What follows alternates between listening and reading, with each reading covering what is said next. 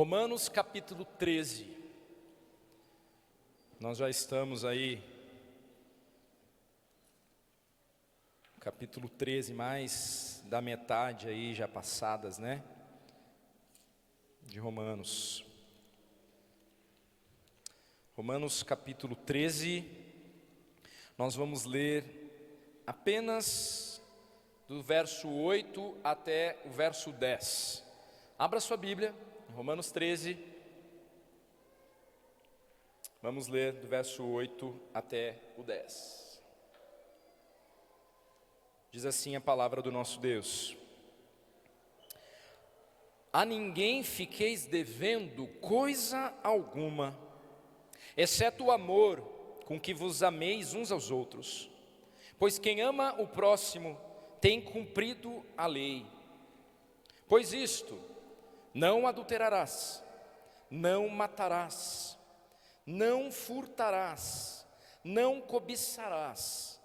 E se há qualquer outro mandamento, tudo nesta palavra se resume: amarás o teu próximo como a ti mesmo. O amor não pratica o mal contra o próximo, de sorte que o cumprimento da lei é o amor. Até aqui a palavra do nosso Deus. Você, meu irmão, minha irmã, já recebeu um calote de alguém? Já recebeu um calote? Emprestou na boa fé e acabou ficando no prejuízo? Isso já ocorreu com você? É comum, né? Eu nunca passei por isso, graças a Deus. Eu creio que essa deve ser uma situação bem desagradável. E às vezes o que muito acontece, né? A pessoa que está devendo, ela passa, parece, a te evitar, que parece que quem está fazendo algo errado é você. Como é que eu sei dessa experiência? Eu vi minha mãe passar por isso várias vezes.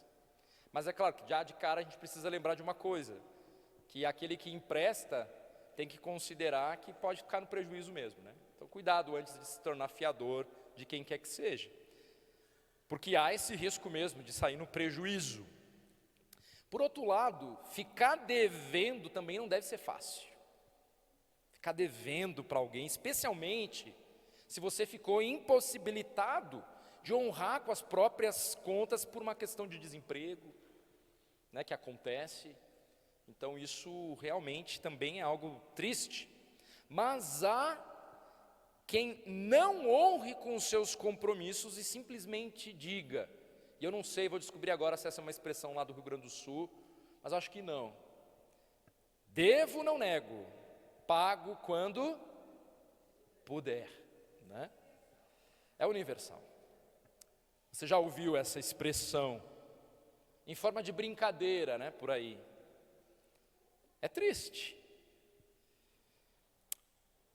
Com essa introdução nós vamos chegar aqui aonde queremos chegar no texto de hoje. Na semana passada nós olhamos para os primeiros 7 versículos, Romanos 13, 1 a 7. O modo como nós devemos nos relacionar com as autoridades governamentais, os irmãos devem lembrar. Nós devemos ser agentes da justiça de Deus como cidadãos do reino de Deus. Mas enquanto ainda somos cidadãos nesta presente era, tendo que lidar com as questões mesmo dessa era aqui. E assim Paulo, ele conclui essa sessão no versículo 7 com uma exortação. Olha ali de novo para o versículo 7 da semana passada do capítulo 13 de Romanos. Pagai a todos o que lhes é devido, a quem tributo, tributo, a quem imposto, imposto, a quem respeito, respeito, a quem honra, honra. E aqui fica claro o tipo de relacionamento que Deus espera de nós em nosso relacionamento com o Estado. Lembrando que para nós, a obediência para nós cristãos, a obediência a Deus, ela sempre se sobrepõe às demais autoridades. Como nós vimos, se você não viu, vai lá no nosso canal no YouTube, se não pôde estar aqui na semana passada, e veja a pregação de Romanos 13, 1 a 7. Autoridades. E também percebemos que nós devemos, então, nos posicionar através dos meios legítimos em favor da verdadeira justiça como cidadãos do reino de Deus. E nós temos meios legítimos para nos posicionarmos, sem que isso contabilize uma rebeldia contra uma autoridade A, B ou C. Então sim, nós temos que nos posicionar.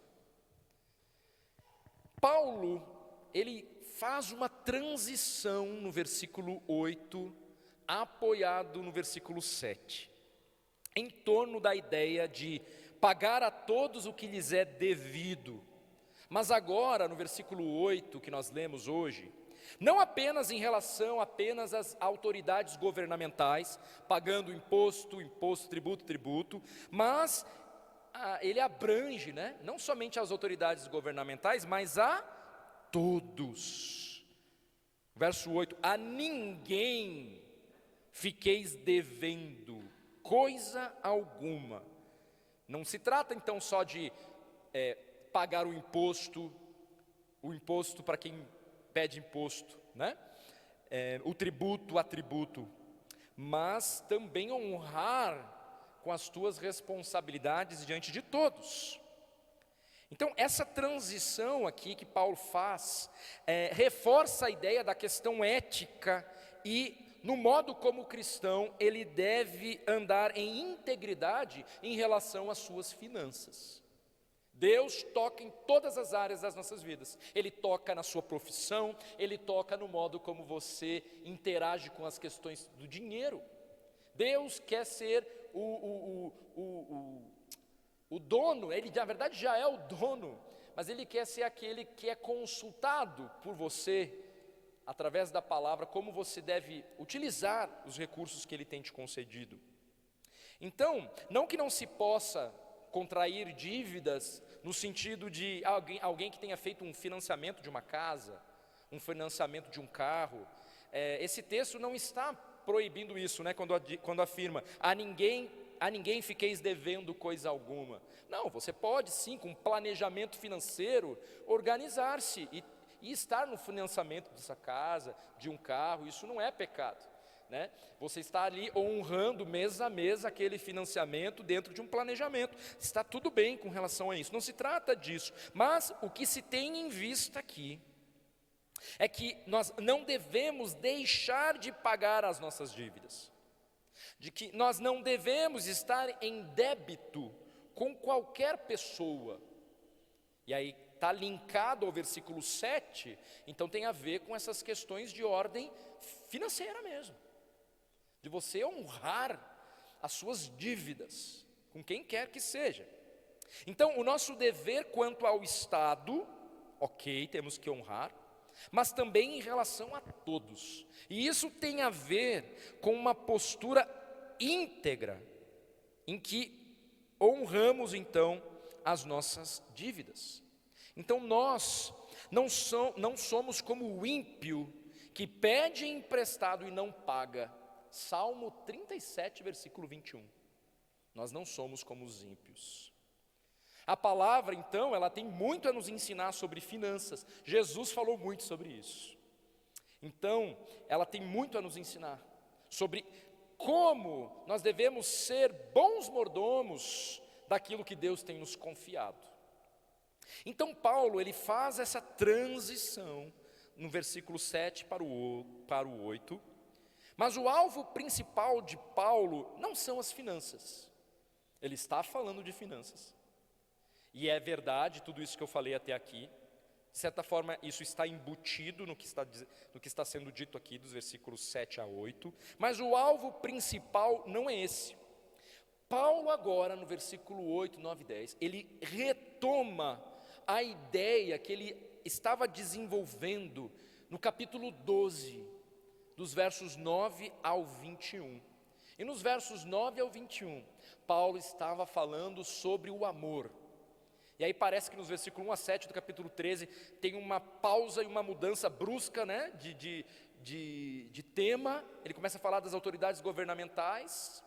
Há um certo link ali, mas agora, de fato, de forma mais objetiva, ele retoma aquilo que ele estava falando nos versos 9 a 21 do capítulo 12. Então, os versos 8 a 10 do capítulo 13 são um resumo do que Paulo diz em Romanos 12, do 9 ao 21.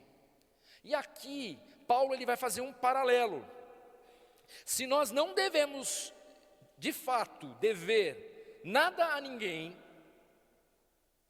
tendo o dever de pagar tudo a quem de direito, por outro lado, há uma dívida inegável, da qual nós não seremos capazes de quitar completamente, embora nós devemos morrer tentando. E essa dívida tem a ver com o amor. Então, o tema central desta mensagem, o amor, é a dívida impagável que o cristão deve ao seu próximo.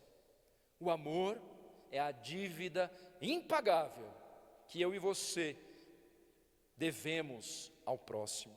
Ou seja, Paulo ele passa a falar desta única dívida que o homem deve pagar todos os dias, mas, entretanto, ao mesmo tempo, continua devendo sempre. Então nós pagamos hoje, mas amanhã novo, assim como o sol se nasce, lá está aquela dívida, eu tenho que amar o próximo. E aí então, essa lógica de amor ao próximo faz com que o homem esteja dentro do plano de Deus, de forma que o agrade. Então, dito isso, meus irmãos, o primeiro ponto dessa mensagem contempla o verso 8, primeiro ponto da mensagem, o amor como a dívida que nunca se quita. Verso 8, na parte B inclusive, mas eu vou ler de novo. A ninguém fiqueis devendo coisa alguma, exceto o amor, com que vos ameis uns aos outros. Pois quem ama o próximo tem cumprido a lei, mas especialmente essa parte, exceto o amor, com que vos ameis uns aos outros. O amor como a dívida que nunca se quita. Como eu já mencionei, embora nós possamos pagar todas as nossas dívidas financeiras, nós devemos sempre desenvolver o amor que procede de Deus. A expressão que está aqui no texto, ameis uns aos outros, implica em uma associação entre os cristãos. Esse amor mútuo, verdadeiro, firmado em Cristo, se dá no contexto da comunidade cristã. Então, essa expressão tem a ver com isso. Somente entre os cristãos genuínos é que haverá essa expressão de amor rico que o Espírito Santo nos permite desfrutar, apesar de nós.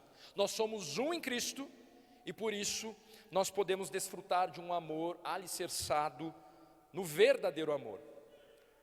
No entanto, ali no verso 8, o verso 8 vai continuar, e então vai surgir uma outra expressão.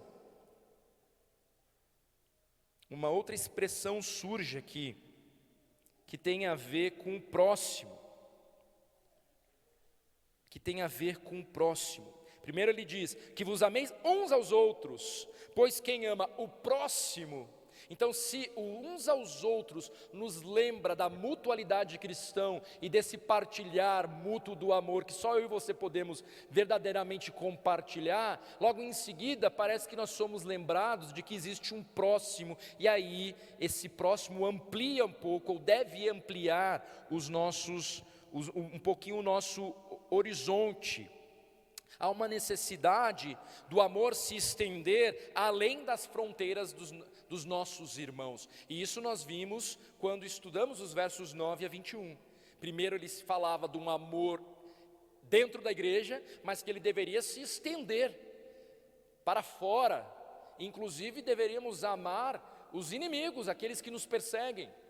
E aqui então mais uma vez a gente tem essa ideia pairando no ar. É um amor com uns aos outros na comunidade da fé, mas também com o próximo. E aí esse próximo deve rompe as barreiras da igreja, né? Então isso colabora com o que Paulo já mencionou no capítulo 12. Paulo ele não deixa de andar de mãos dadas, irmãos, com quem? Quando ele está afirmando isso aqui, com o próprio ensinamento do Senhor Jesus Cristo. Em Lucas 10, 25 a 37, abra sua Bíblia em Lucas capítulo 10, vamos abrir ali, Lucas capítulo 10.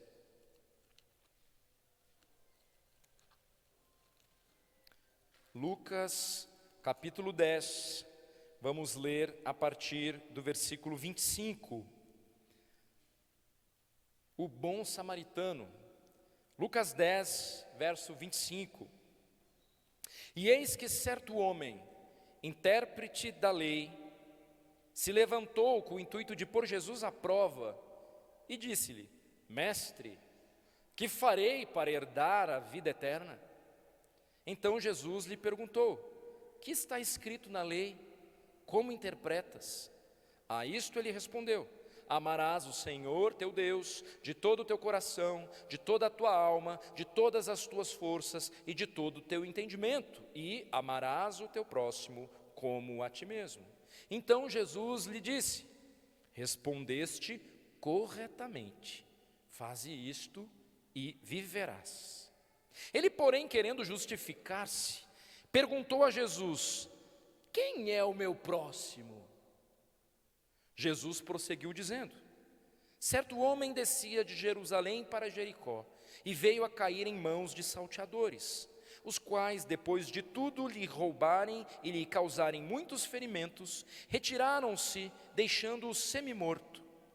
Casualmente, descia um sacerdote por aquele mesmo caminho e, vendo-o, passou de largo. Semelhantemente, um levita descia por aquele lugar e, vendo-o, também passou de largo. Certo samaritano que seguia o seu caminho, passou-lhe perto e, vendo-o, compadeceu-se dele. E chegando-se, pensou-lhes os ferimentos, aplicando-lhes óleo e vinho, e colocando-o sobre o seu próprio animal, levou-o para uma hospedaria e tratou dele. No dia seguinte, tirou 2 denários e os entregou ao hospedeiro, dizendo: cuida deste homem, e se alguma coisa gastares a mais, eu te indenizarei quando voltar. Qual destes 3 te parece ter sido próximo do homem que caiu nas mãos dos salteadores? Respondeu-lhe o intérprete da lei: o que usou de misericórdia para com ele. Então lhe disse: vai e procede tu de igual modo. Jesus é sensacional. Jesus é sensacional. Aquele que era até mal visto pelos fariseus, né, os samaritanos aqui, é reconhecido como aquele que de fato colocou em prática o amor bíblico. Nota que o fariseu nem fala samaritano, né? Ele fala aquele que usou de misericórdia. O orgulho é tamanho que ele nem quer citar o nome ali. Jesus foi no ponto certeiro. Então, aquele homem mal visto é reconhecido como aquele que de fato colocou em prática o amor bíblico. Não foi o sacerdote, com conhecimento da lei, tampouco o levita, mas o samaritano, aquele que era desprezado mesmo pelos judeus. O amor bíblico, meus irmãos, vai além das aparências. Não deve ser uma expressão de um ato religioso. E todos nós somos tentados a esse tipo de conduta. No entanto, Paulo, ele associa essa expressão de amor ao próximo ao cumprimento da lei. Ou seja, amar biblicamente tem a ver com obediência ao Senhor, com obedecer a Deus, a sua palavra. É nisso que consiste o amor bíblico. É isso. Então, de alguma forma, quando Paulo afirmou anteriormente na sua carta, né, ele afirmou o quê? Que os cristãos não estão debaixo da lei, lembra disso? Os cristãos não estão debaixo da lei. Ele estava dizendo que o cristão, ele não tem mais compromisso com nada que pode levar, que pode fazer com que ele dependa dos seus próprios méritos aqui. Ele estava dizendo nesse sentido que o cristão não está mais debaixo da lei, né? Então, ou que ele não tenha mais nenhum compromisso, já que ele não está mais debaixo da lei, então assim, então eu posso fazer o que eu bem entender. Paulo não estava dizendo isso. né, quando ele afirmou que nós não estávamos mais debaixo da lei. Ele não estava liberando, liberou geral, viu? Não tem mais que ter compromisso nenhum com relação à obediência. Não tem nada disso, Paulo não está falando nada disso. Paulo, ele rejeita qualquer conclusão assim. Quando então agora ele afirma que o amor pelo próximo assegura então justamente o contrário, o cumprimento da lei. Então essa ideia de o amor bíblico relacionado ao cumprimento da lei está indicando para nós que nós temos responsabilidades com relação às Escrituras e que o amor bíblico, se não estiver firmado nas Escrituras, é qualquer outra coisa, menos amor, menos amor. Jesus, ele também deixou isso muito claro, quando ele foi questionado sobre qual seria o maior dos mandamentos. Em Mateus 22, 34 a 30, ele está escrito assim: entretanto, os fariseus, sabendo que ele fizera calar os saduceus, reuniram-se em conselho. E um deles, intérprete da lei, experimentando, eita, esses religiosos, sempre à espreita, tentando experimentar o Senhor Jesus Cristo, lhe perguntou: mestre, qual é o grande mandamento da lei? Respondeu-lhe Jesus: amarás o Senhor teu Deus de todo o teu coração, de toda a tua alma e de todo o teu entendimento. Este é o grande e primeiro mandamento. O segundo, semelhante a este, é: amarás o teu próximo como a ti mesmo.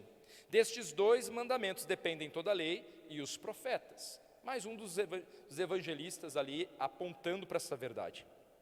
Nós não estamos debaixo da lei, no sentido de que a nossa salvação depende exclusivamente dos méritos de Cristo. Mas uma vez salvos pela graça em Cristo, nós somos chamados a viver de um modo que condiz com a lei moral de Deus. E isso se dará por uma vida de submissão ao Senhor, por uma vida de amor firmado na palavra.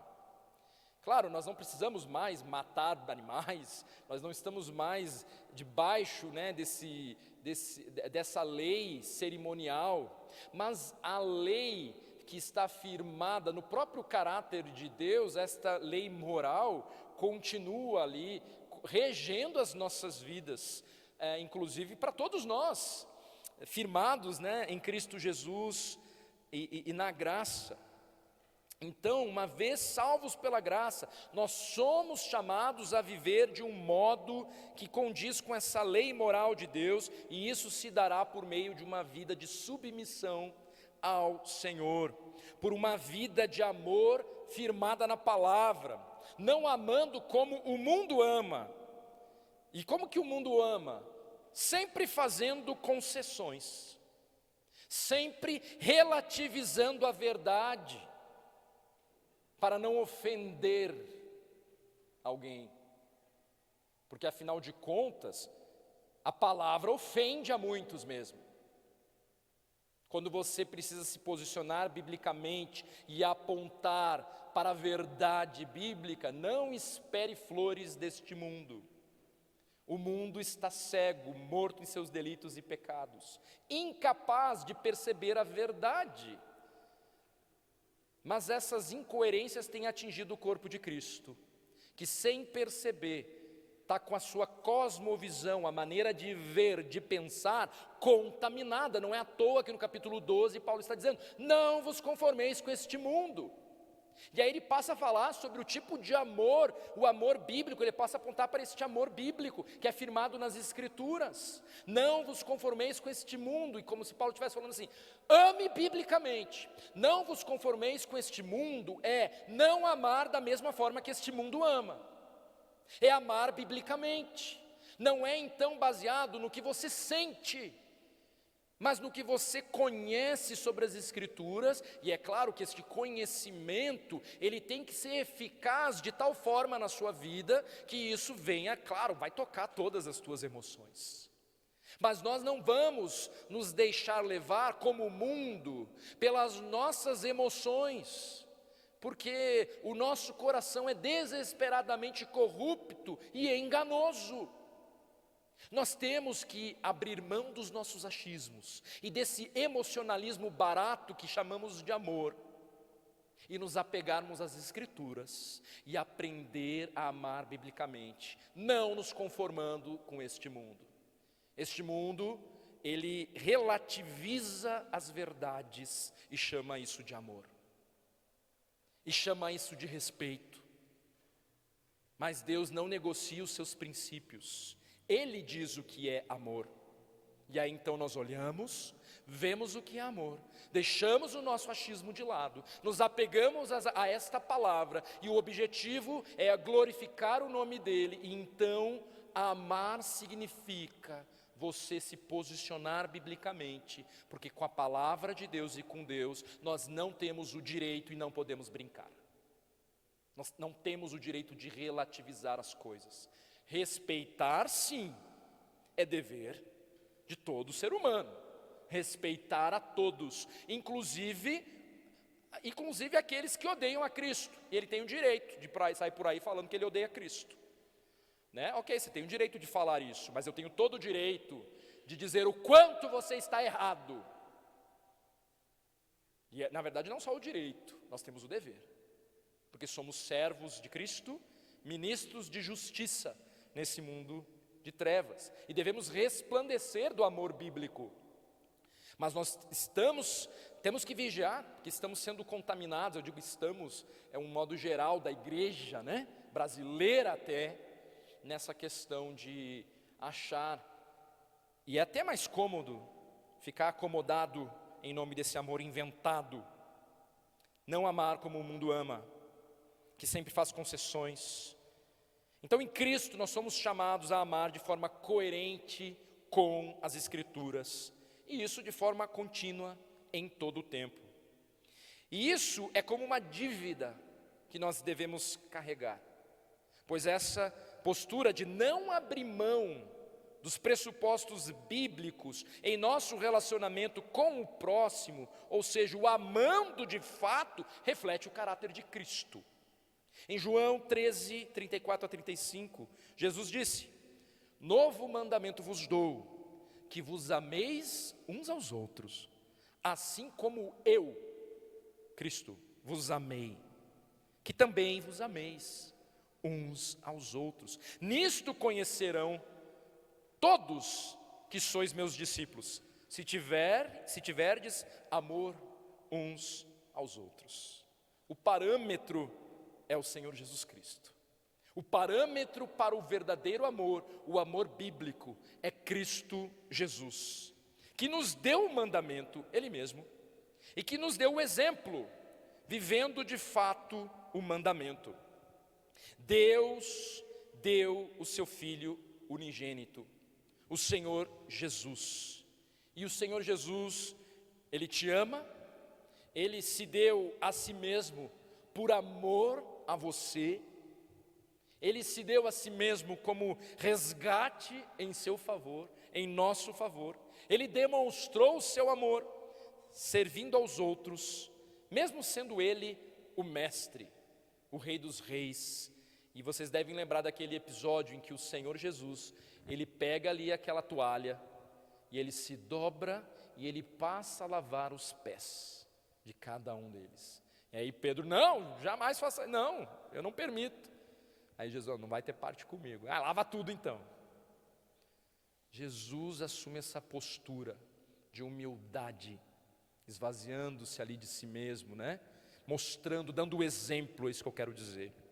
O amor como uma dívida que nunca se quita. Nós temos essa dívida impagável para com o próximo, mas aí a gente precisa se perguntar: o que é o amor? E aí aqui eu apontei para algumas verdades a respeito do que consiste o verdadeiro amor. E o verdadeiro amor, ele não é sentimento, ele é uma decisão. E a partir dessa decisão, sim, nós vamos encontrar contentamento e alegria por obedecer ao Senhor. Então cuidado com a necessidade de calafrios que você tanto espera para amar. Nós já recebemos o Espírito Santo, que nos capacita a amarmos uns aos outros e inclusive a amar esse mundo de trevas. O segundo ponto dessa nossa mensagem: o amor como cumprimento da lei, versos 9 a 10. Paulo, ele cita, se você notou, claro que notou, porque são versículos tão conhecidos, né? O que ele citou aqui? Os mandamentos, os 10 mandamentos. Alguns mandamentos do decálogo, para demonstrar que todos se resumem ao amor ao próximo, ou se resumem no amor ao próximo. Ele cita no verso 9, não adulterarás, não matarás, não furtarás, não cobiçarás, e aí ele segue e ele fala, se há qualquer outro mandamento, ele não cita todos os mandamentos aqui, e está até em ordem inversa ali, não está em ordem certinha, está invertido até algumas ordens aqui. Paulo, ele está mencionando, vamos dizer assim, os mandamentos aqui, de uma forma talvez mais despretensiosa, ele não pretendia destacar, falar de todos aqui, mas é de uma forma mais despretensiosa, para destacar o que realmente ele deseja, o que realmente importa aqui nesse contexto. E o que é? Tudo se resume em amarás o próximo como a ti mesmo. Então todos os mandamentos da lei estão contidos e unidos sob um único tópico: amarás o teu próximo como a ti mesmo. E essa não é uma ideia nova. Paulo não está inventando, tirando da cartola essa ideia aqui. Olha como a palavra de Deus é maravilhosa. Paulo tem como base a própria lei. Levítico 19, versículo 18.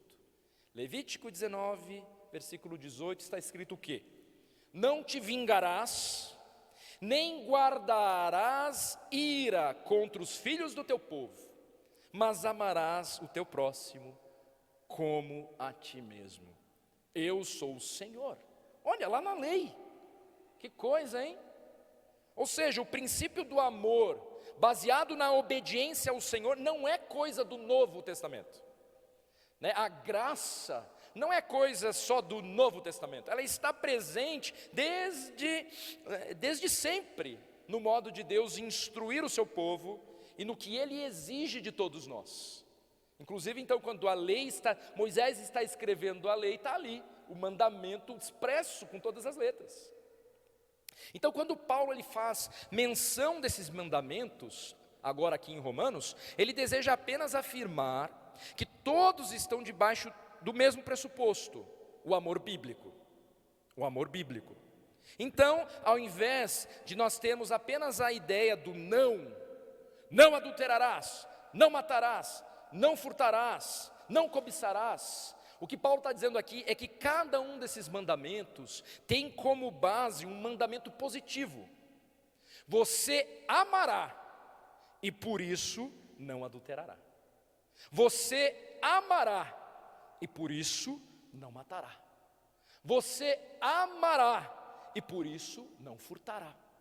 Você amará e por isso não cobiçarás o que pertence ao teu próximo. Nós temos essa tendência de nos apegar ao que não pode, né? O que pode, quando deveríamos nos apegar ao que devemos fazer, antes de ficarmos, o que não pode, o que não pode. E aí assumir isso, o que Deus nos pede? Ame o teu próximo. E aí a listinha do não pode vai ser consequência, vai ser simples consequência. O amor bíblico, firmado em Cristo, firmado nas Escrituras, conduzirá, presta atenção, você está lá dormindo, acorda agora. O amor bíblico, firmado em Cristo, firmado nas Escrituras, conduzirá você a uma postura de andar na contramão de tudo isso em sua própria vida. É claro, você não vai adulterar, não vai matar, não vai cobiçar. Envolve isso em relação à sua própria vida, mas não apenas em relação a você mesmo, mas também em relação ao outro. É nosso dever como cristãos zelar por aquilo que Deus zela. É um dever nosso. Então, da mesma forma como devemos amar a Deus sobre todas as coisas, e isso resultará em uma vida de entrega total a Ele, nós devemos agir em coerência com o que Ele nos pede, e isso nos conduzirá em coerência em relação ao nosso relacionamento com o próximo e na preservação do bem para com o que tem a ver com o próximo também. Então, não é à toa que em Filipenses capítulo 2, Paulo ele vai nos exortar a considerar não apenas o que é nosso, mas também o que é do outro. Então percebe, né, que este amar a Deus sobre todas as coisas vai trazer implicações práticas para a sua vida, de modo que você mesmo, entendendo amando a Deus sobre todas as coisas, você mesmo na sua própria vida não adulterará e estará pronto então para obedecer a Deus, mas isso também deve te conduzir a uma postura de amor ao próximo, que faz com que você, sendo esse agente de justiça e do amor bíblico sobre a face da terra, exorte o seu irmão biblicamente. Não é à toa que em Filipenses 2 está escrito, Paulo exorta ali a considerar não apenas o que é nosso, mas o que é do outro. Filipenses 2, 1, 5. Se há, pois, alguma exortação em Cristo, alguma consolação de amor, alguma comunhão do Espírito, se há entranhados afetos e misericórdias, completai a minha alegria, de modo que penseis a mesma coisa, tenhais o mesmo amor, sejais unidos de alma, tendo o mesmo sentimento. Nada façais por partidarismo ou vanglória, mas por humildade, considerando cada um os outros superiores a si mesmo. Não tenha cada um em vista, ó, essa parte, o que é propriamente seu, senão também cada qual o que é dos outros, tendo em vós o mesmo sentimento que houve também em Cristo Jesus. Olha, eu quero enfatizar essa outra parte aqui. Não tenha cada um em vista o que é propriamente seu. Não se trata apenas só de questões materiais. É quando eu me importo com a sua família. E como teu irmão em Cristo, chego junto e exorto você. E como um farol da justiça, em posse das Escrituras, me coloco ao teu lado para lutar por aquilo que Deus zela, por aquilo que Deus ama. Porque nós devemos amar o que Deus ama, zelar o que Deus zela e abominar todo o mal. É o que Deus já nos pediu aqui. O amor bíblico abomina o mal e se cola ao que é bom, ao que é bem. O amor, lá no versículo 10, lá de Romanos, volta lá para Romanos. Romanos 13, o verso 10. O amor não pratica o mal contra o próximo. O amor não pratica o mal contra o próximo. O amor impede que pratiquemos o mal contra o outro. A razão de o amor poder resumir a lei é que o amor não faz mal ao próximo. Não se trata apenas de seguir regras externas, mas de viver uma vida motivada e permeada pelo amor de Deus. E isso se manifestará na prática. O amor cristão, ele não é teórico, mas ele é prático e visível em nosso dia a dia. Eu espero que os irmãos tenham compreendido com clareza o significado do que é o amor bíblico. É um apego inegociável às Escrituras.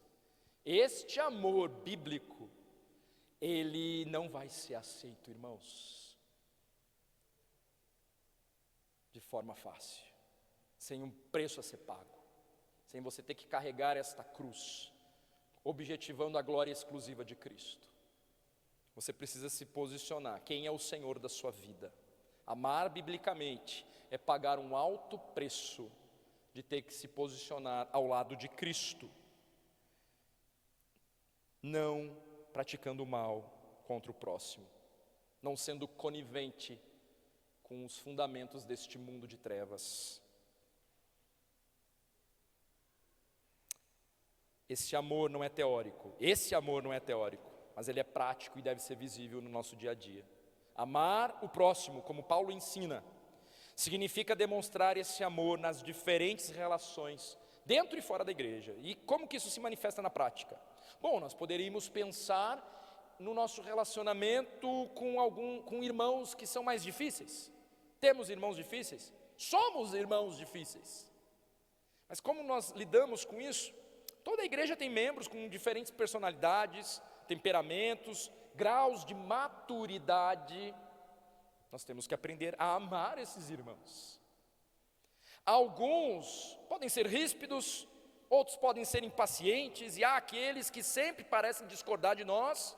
No entanto, o amor bíblico, ele nos chama à paciência, e ele nos chama à reconciliação.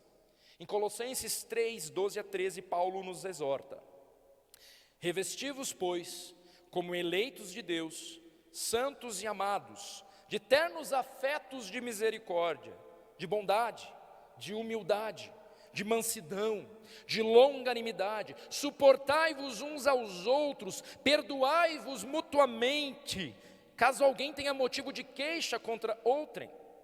Assim como o Senhor vos perdoou, assim também perdoai vós. Pega esses 2 versículos aqui, cola na sua geladeira, e você vai perceber que precisará de uma vida inteira para vivenciar isso aqui. Mas, no entanto, nosso Deus é poderoso e não está brincando com a gente quando Ele nos pede alguma coisa. Ele já nos deu o seu Espírito que nos capacita a viver este texto aqui, irmãos. Isso não é uma idealização inalcançável. Para nós que estamos em Cristo, como nós falávamos ontem nos jovens, vou repetir de novo, da nossa série lá de Efésios, lá atrás, o mesmo poder que ressuscitou Jesus Cristo, é o poder que age em nós, nos fazendo vencer o pecado, e eu diria, acrescentaria hoje, nos fazendo amar uns aos outros. O mesmo poder que ressuscitou Cristo, é o que nos capacita a amar as pessoas mais difíceis. E aqui eu vou colocar mesmo os irmãos mais difíceis. Suportar, no entanto, não significa apenas tolerar, mas agir com graça e disposição para perdoar, sabendo que também precisamos, nós precisamos da paciência dos outros. Nós somos esses também. Como que isso se dará na prática? Então já falei de irmãos difíceis, pessoas difíceis. Agora, com aqueles que têm opiniões teológicas ou políticas diferentes, como que lidar com isso? Em tempos de polarização, que nós até falamos um pouco semana passada, é fácil permitir que as diferenças nos afastem. Mas o amor bíblico, ele nos leva a valorizar mais a unidade em Cristo do que as divergências secundárias. Eu e você somos um, porque Cristo nos une. E nós temos que olhar para isso diante das nossas polaridades e divergências e nos apegarmos com força a isso. E não admitir, e não permitir que qualquer outra coisa secundária venha a trazer mancha para essa unidade que temos em Cristo Jesus. E para isso vamos ter que ter coragem para viver o que a palavra nos manda. O amor bíblico nos leva a valorizar mais a unidade com Cristo do que qualquer outra coisa.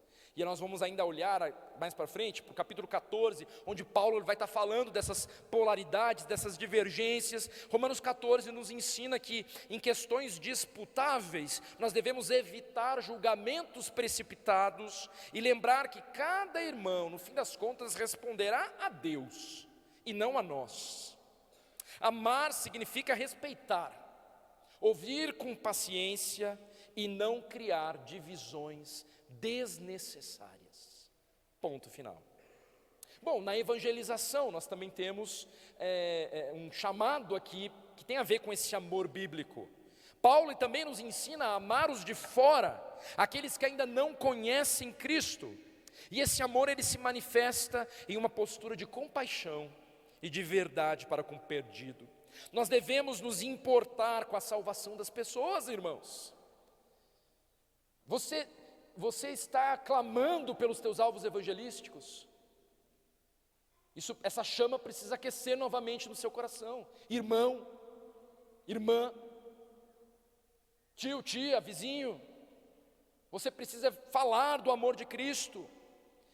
Esse amor aqui se manifesta em uma postura de compaixão, de verdade, como eu falei. Nós devemos nos importar com a salvação das pessoas ao nosso redor, estendendo a elas a mesma graça que nós recebemos. Faça isso.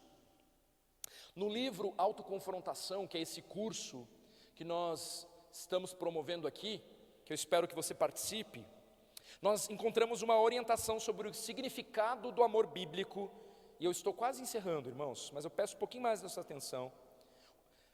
Ele nos traz aqui nesse livro, Autoconfrontação, uma orientação sobre o significado do amor bíblico, que nos permite conciliar a ideia de um amor prático, que leve em conta o não abrir a mão dos princípios bíblicos. Vou abrir aspas aqui, você preste atenção. A palavra amor nas Escrituras significa essencialmente um compromisso sólido de agir sacrificialmente para com outra pessoa. Na verdade, o amor a Deus é demonstrado pela obediência à sua palavra. O amor bíblico pode vir acompanhado de fortes emoções, mas a vontade firme é que mantém o amor constante e imutável. As emoções podem mudar, mas o compromisso de amar biblicamente perdura e distingue um legítimo discípulo de Cristo. As emoções podem mudar, mas uma decisão apoiada no amor bíblico, que consiste em obediência ao Senhor, perdura e, na verdade, revela quem são os verdadeiros discípulos de Cristo. Emoções mudam, circunstâncias mudam, mas a palavra jamais passará. E o Senhor nos chama a esse tipo de amor, ou seja, amar biblicamente é uma decisão que considera, antes de tudo, o compromisso com Deus, de tal forma que isso transborda em direção ao próximo, de forma que este sinta o amor de Deus em primeiro lugar, e que ele saiba que esse amor está firmado nos mandamentos do próprio Deus. Então, concluindo, meus irmãos, diferentemente das dívidas financeiras, que podem ser quitadas por completo, e não só podem, devem, a dívida do amor nunca será plenamente paga. O nosso chamado é viver em amor contínuo, porque isso reflete o caráter de Cristo em nós. Mas como que isso se aplica à nossa vida diária? O amor bíblico não é um sentimento vago ou uma emoção passageira, mas uma decisão concreta de agir segundo a vontade de Deus. E isso significa que amar, então, não é apenas desejar o bem, mas é agir em prol do bem do outro, tendo em vista o que Deus ama, sendo zeloso pelo que Deus ama. E é assim que nós agimos em prol do outro, não negociando a verdade das Escrituras, mesmo quando isso nos custa algo. Amar o próximo inclui ter paciência com os irmãos mais difíceis, estender a mão àquele que pensa diferente, servir sem esperar nada em troca, ser intencional na evangelização, demonstrando o amor de Cristo através de palavras e através de ações. Em um mundo onde o amor é condicional e muitas vezes superficial, o amor genuíno dos discípulos de Cristo se torna definitivamente um poderoso testemunho do Evangelho. Que tipo de amor você tem demonstrado? A sua vida reflete o amor que Cristo teve por você? Se nós estivéssemos aqui numa avaliação hoje, seríamos reconhecidos como os discípulos de Cristo por nosso amor ao próximo, o amor bíblico? Então que o Senhor nos capacite a amar como Cristo amou, de maneira sacrificial, de maneira verdadeira e de maneira prática. Que a nossa igreja seja conhecida, não apenas pelo que crê, mas pela forma como ela expressa esse amor ao mundo, agarrada às Escrituras, mesmo que não compreendida, mas agarrada às Escrituras. Esse é o amor bíblico. Então, Deus usa a sua igreja, porque levanta homens sábios, irmãos queridos, que muitas vezes chegam até nós e nos exortam biblicamente.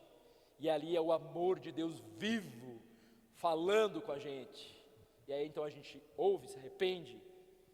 É Deus tendo misericórdia de nós, não nos desamparando. Vamos orar. Obrigado, Senhor, por tua fidelidade. Esse mundo de fato nos apresenta um amor inventado, mas tão cativante ao mesmo tempo. É tão tentador nós assumirmos essa postura deste amor que acaba sendo conivente ou acaba sendo contrário ao que a tua palavra afirma e nos pede. É mais fácil não nos indispormos com ninguém e sairmos de bom moço como alguém amoroso. Mas, ó Senhor, nos conduz à compreensão de que esse tipo de amor, desprovido da Tua palavra, na verdade é diabólico.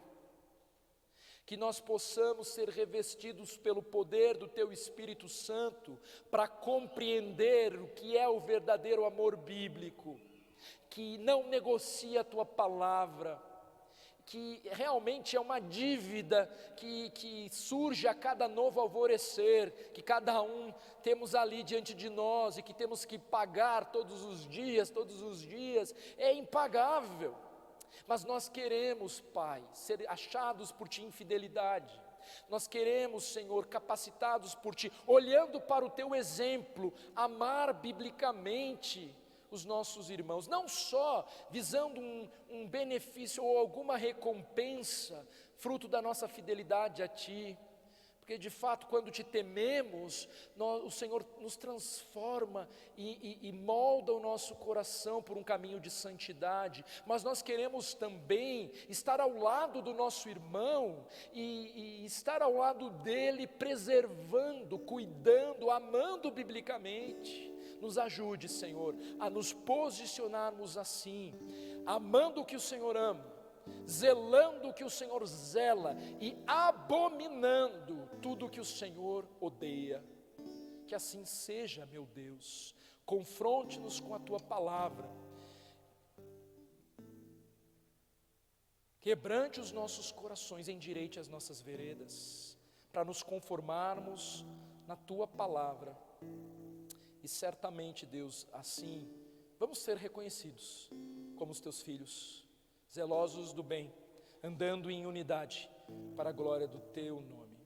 Eu peço sobre a vida dos meus irmãos que estão aqui, os que não estão aqui, ó Deus, também visita cada um, como só o Senhor é poderoso para fazer, e ministra o coração deles.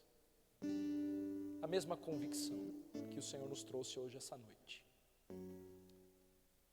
Nos dá convicção sobre essas verdades, por favor, Senhor. Oramos em nome de Cristo Jesus. Amém e amém.